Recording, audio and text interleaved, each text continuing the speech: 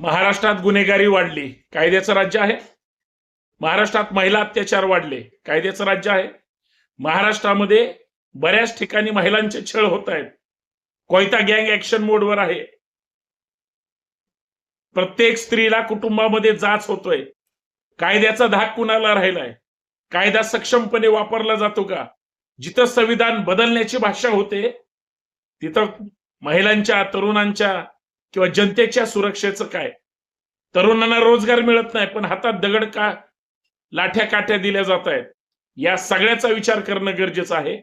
महाराष्ट्रच वाचवणं गरजेचं आहे.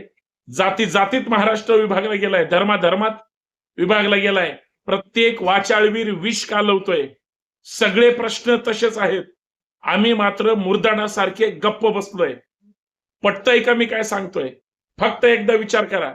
भारतीय म्हणून हे सगळं चाललंय, ते चांगलंय की वाईट आहे? जय शिवराय.